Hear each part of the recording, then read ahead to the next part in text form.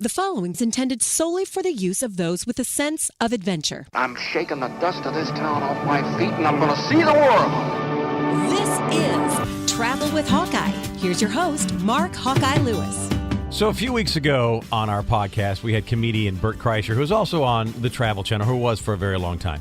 And he said, you know what? If you really want to be on the Travel Channel, don't wait for the Travel Channel to call. Start yourself making videos and posting them on YouTube.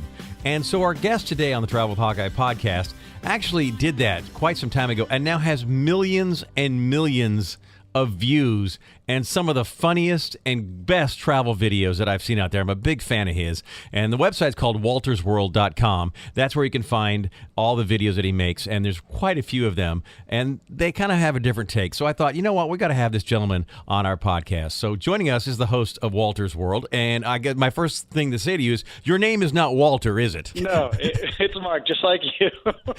Yeah, it's funny because people will write us all the time, like, Walter, what do you mean, Walter? And then people get upset. Why do you keep writing Mark? I'm like, well, that's actually my name. Walters is my family name. They're like, oh. And it's pretty funny because people are, I mean, I'm not sure, half the emails we'll get will be people, we've been subscribing for years, Walter, thank you so much. Like, at the beginning of every video, I say, hey there, fellow travelers, Mark here from Wolters World. I'm like, literally every video for like the last 4 years all start the same. Well, and the other thing that's interesting too is actually you're a doctor. You teach currently you teach at the University of Illinois, but you've taught all over the world. Yeah, I've been very lucky. I taught in Lithuania when I first started teaching. I got to teach in China.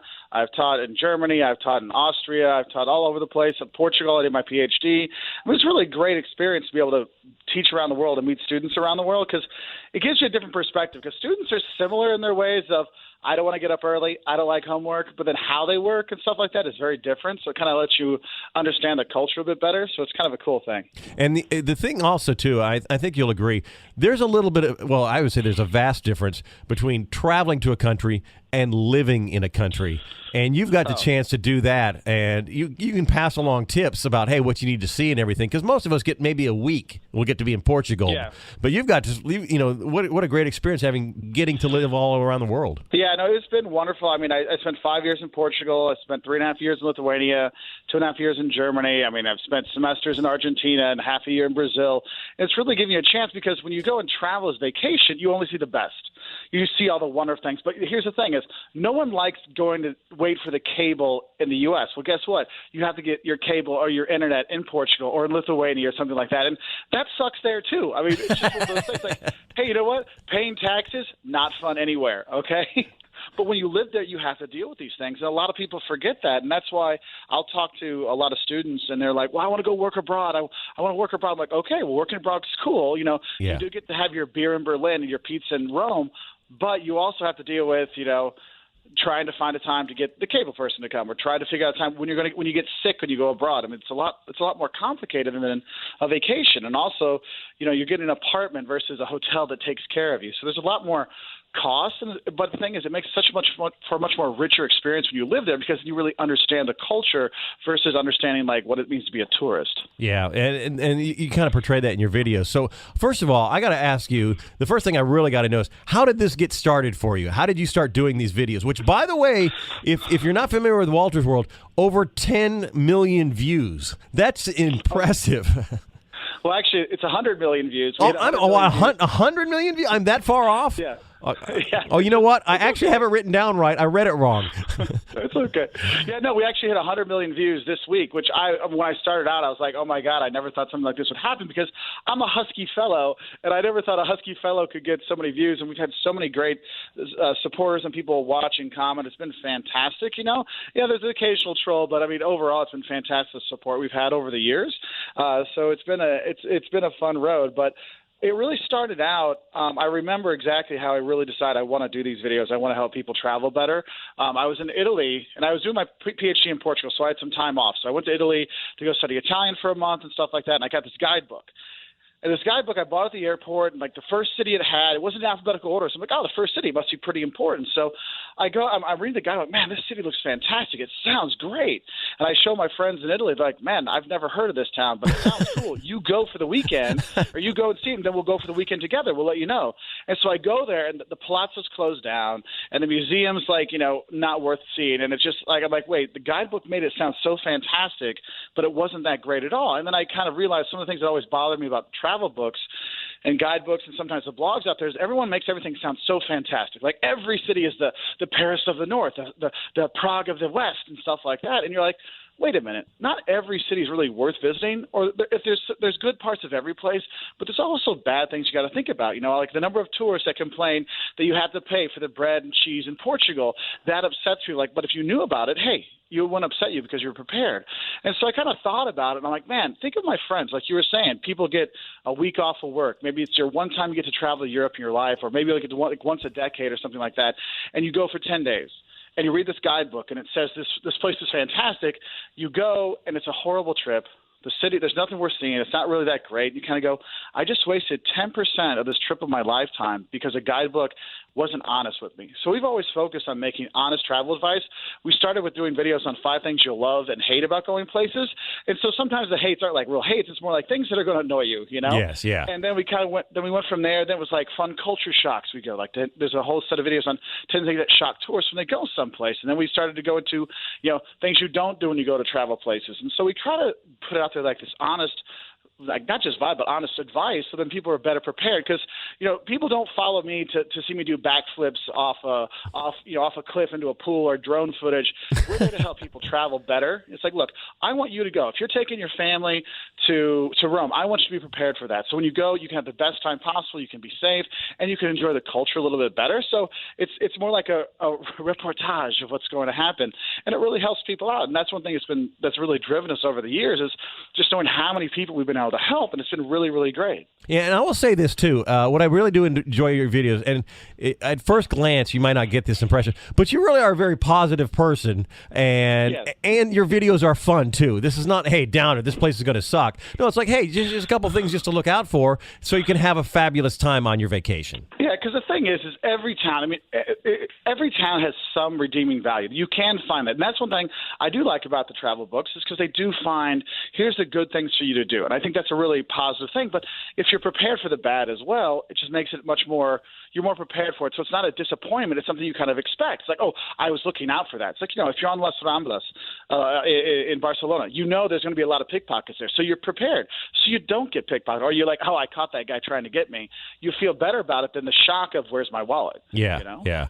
Well, okay, when did these start? How long ago? Because, and I'm not telling you anything you don't know, but you have a pretty drastic physical transformation from the earlier videos to today. Yes. Well, so when I first started making the videos, I was a single man working out all the time, and now I probably put on about 100 pounds since I started making these videos. My wife's a fantastic cook, and she's a wonderful woman. She is gorgeous too, by the way. You even actually address that in the videos. Like, look how gorgeous my wife is. Everybody's always wondering how I got such a gorgeous wife. Yeah, it's like, well, and I tell them, look, if you're a good person, you'll be fine. She's a gorgeous person inside too. It's not just, and that's one of the things. But yeah, no, it started. We're not quite at. It'll be like 10 years next year. We'll have been doing Wolters World, and it started off. Part of it was I teach, and so I was teaching in Portugal, so I wanted to help my students whose maybe their English wasn't that good, so they could watch the videos to make sure they learned the vocabulary, and they learned the marketing tools, the business tools that they need to know for their exams. And then I started making, and when I was engaged, I started making language videos for Jocelyn. I'm like, look, I want you to be prepared when you come to Portugal. So I made her videos about Lisbon and about the language here, so she could be better prepared. And then it just evolved from that. And it started just trying to help out my students and help out my fiance at the time, and now it's trying to help as many travelers as we can. And back when you started too, a lot of people didn't really kind of know what YouTube was all about. Everybody's on, anybody can have a YouTube channel, so you were kind of a pioneer back then, I imagine.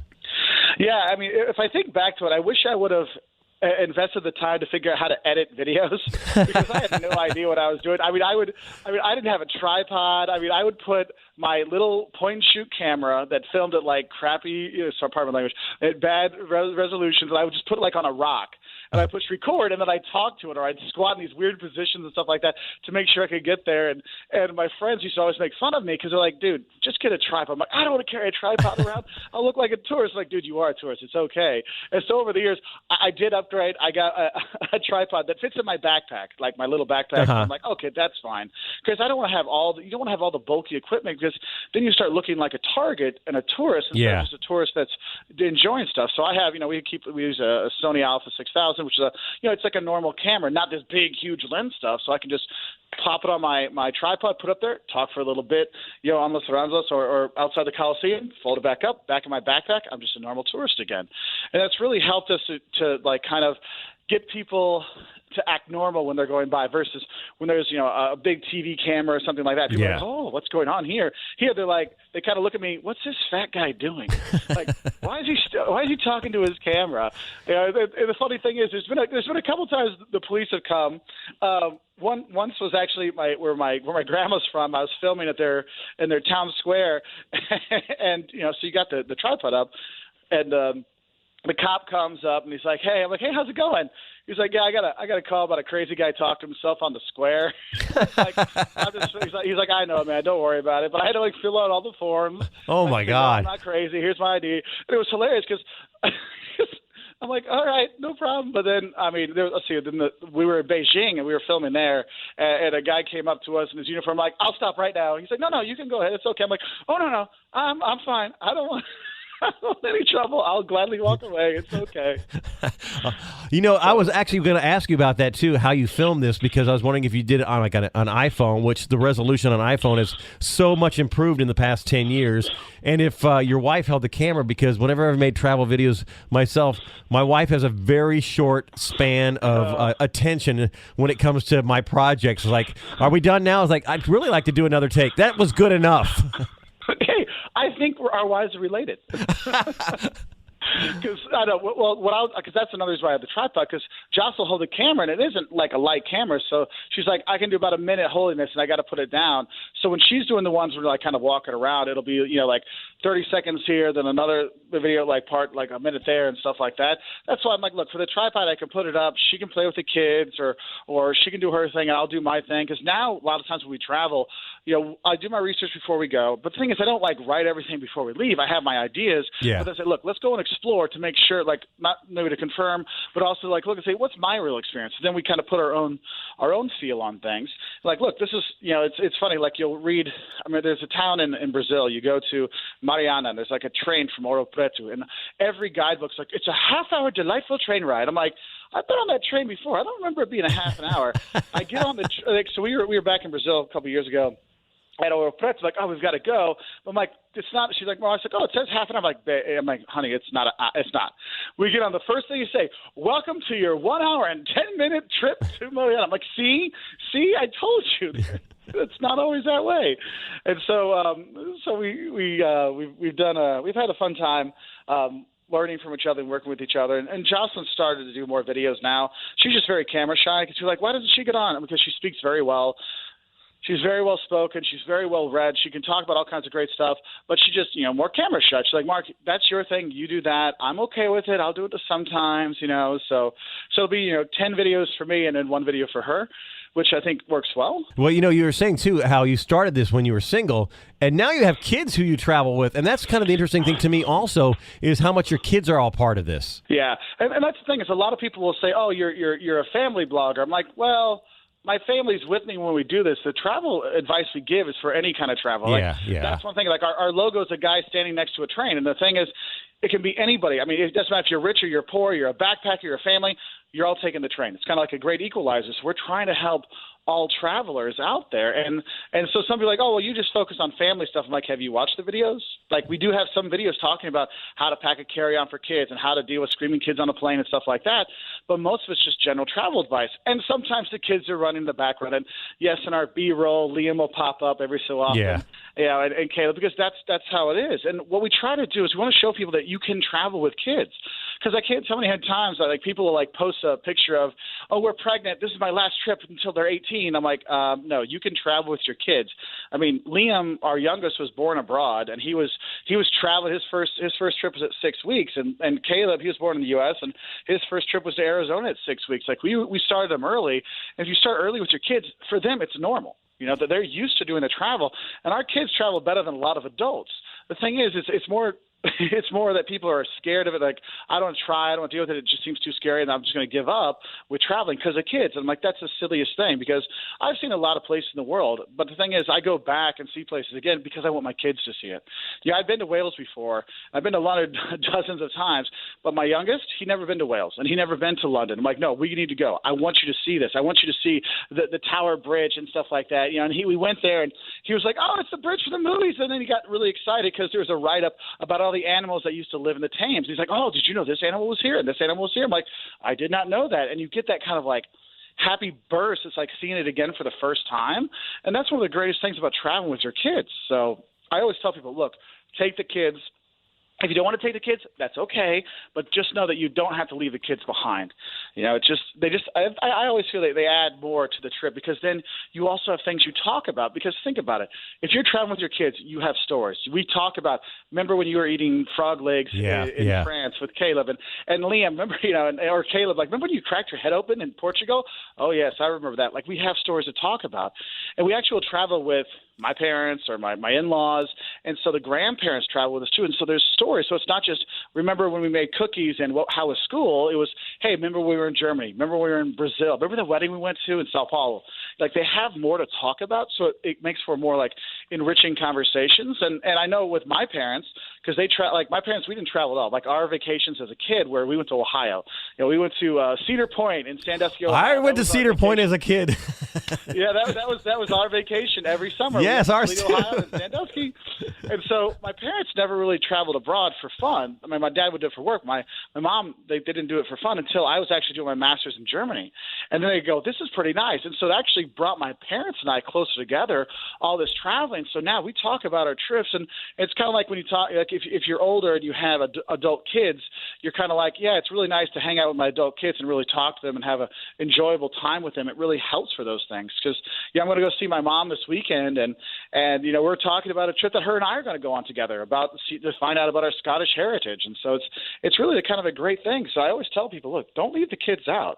I mean, they're worth taking with you. Yeah. Oh, definitely. Yeah. And you know what? And if I could just piggyback on that, I started going on vacation with my parents who are retired, and what a great experience to, you know, because you know, when you're vacation with your parents, even if you went somewhere special as a kid, your parents are parenting when you're 10 years old or when you're 15 years old. Exactly. They're not parenting even when you're now. 25, sometimes they're parenting. Sometimes, yes. Sometimes they. But for the most part, you get to see your parents on a whole nother level, and it's really neat to kind of, you know, get to know each other as adults, and it's very, very cool. And now they're laughing at you as you're the parent. I love that part too. Oh yes. Oh, yes. They have a good time with that one. So has there been anything that you've tried to do on video and it just failed? You've like tried it, you know, like, man, I thought that was going to work and I just can't even post it. There's a whole series I've been working on for, like, you know, facts about different countries and stuff like that. I've been filming it all over the place. And I haven't really figured out the right balance of fact and fun that would work with what we do. So I have hundreds of videos just waiting to get going, but I haven't figured out how to crack the nut yet, because I don't just want to be like, here's 10 facts about, you know, Illinois. Yeah. I want to be like, here's something that's going to learn, because my idea is, like, let's help it for a fun perspective. But also, I mean, how many of us had to sit with our kids and help them with their state, you know, your report on your state in like second grade or third grade. Yeah. I'm like, I want to have one of those 10 facts be like, look, this is for you parents that have to fill out all those forms and help your kid know that Lincoln wasn't actually born in Illinois. He was actually born in, you know, another country. Like, I want to have those facts to help people out too. So I'm trying to figure out the best way to do that. So that's what I've been filming for years, but I haven't really got my head around how to best kind of present it. So that'll be one where people can see the transformations you were talking about. Like, wait, Mark's got short hair. He's has hair. He's almost skinny. Oh, he's really chubby there. You know, you're going to have all these different things. So it's kind of like, if I can figure it out, that'll be one of those ones where I get the videos down. I'm like, look, we're going to do a long trip where I'm not going to be online for a while, so I'm just going to put all those online. So it's just a bunch of them back to back. So hopefully one day I'll figure out how to crack that nut. All right. So as a person who's got over 100 million YouTube views, and what's the total number of videos, by the way, that you have posted? There's like 1,500. 1,500? Oh my gosh, that's very prolific. That's amazing. That's an amazing body of work. Wow. Okay, so if someone came to you and said, Mark, I love your videos. I'm going to Europe for my very first time. Where do I need to go? What I usually tell people is I usually assume people have 2 weeks to go, 10 to 12 days or 10 to 14 days, because they either leave on a Friday or they leave on a Friday and they come back the next Sunday, or it's a full 2 weeks. And I usually say, look, you can focus on one area. If you're going to focus on one area, focus someplace that maybe relates to your family or something like that, so you have kind of a draw in there. But if you're looking for like a general kind of thing, I have a video that actually is like first time itinerary. I say, look, you want to do a multi-city ticket. Don't fly in and out of the same place because you're going to waste one of your days traveling. And so I say, it's like, look, fly into London, spend a few days there, take the train down to Paris, spend some time in Paris, then fly over to Prague because there's cheap airlines. You can get there for, $50, from Paris to Prague.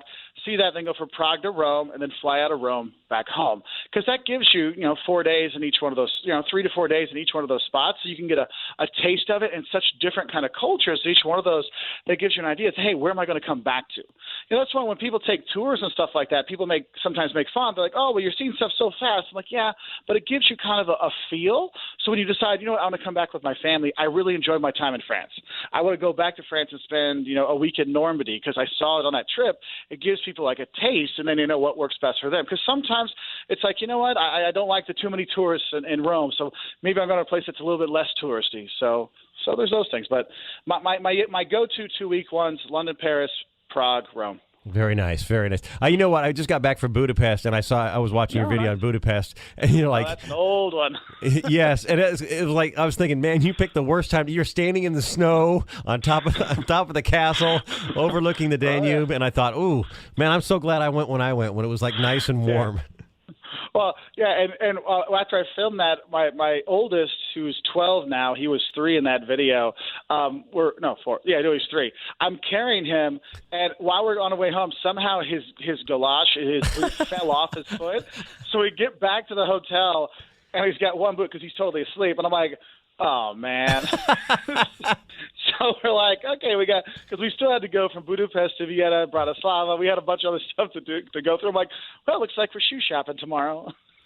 Well, one of the reasons I really wanted you on too is not only that I enjoyed your videos and your work, but I had comedian Bert Kreischer on not too long ago. He's been on the Travel Channel. He had Flip Trip and Bert the Conqueror. Yeah. And we're talking about, and he gave this advice, and you are the embodiment of his advice. And I thought this was very cool. And just to show that it can be done, his advice were, hey, if you want to be on the Travel Channel, don't wait for the Travel Channel to call you. Go somewhere on vacation, get it. You can do it on your iPhone, learn to edit on your computer, and make your own videos and start showing them to your friends. And then, it'll build and kind of learn the craft and everything. And this is exactly what you did. And now you've got, did you say 1,500 videos and over 100 million views? Yeah, no, I agree. Just go out there, because what I always tell people, like, hey, we want to make travel videos too. I'm like, make them, because everyone has a different perspective. And so your perspective, there's going to be somebody like you that enjoys your perspective, that understands your perspective, and that can help other people travel. That's what I say. It's like, go, make more videos, make more blogs, so people can be better prepared when they travel, so they can have a better time when they do travel. So I agree with them. Just go, make your videos, share it out there, and try to help people out. I really enjoyed your work, Mark, and thank you so much for being on the podcast. Mark. I had a great conversation with you, and I can't wait to share it with everybody. Well, I appreciate it. I wish you fantastic travels wherever you're going, and all you fellow travelers watching out there, I hope you have great travels as well. Mark Wolters from Wolters World. And by the way, I'm going to link on our travelwithhawkeye.net blog some of my favorite Wolters World videos that I enjoy, and love to hear your comments, ones you enjoy also. And we'll find out all that information on travelwithhawkeye.net. Click on our blog. I'm Mark Hawkeye Lewis. You've been listening to the Travel with Hawkeye podcast. Remember, the world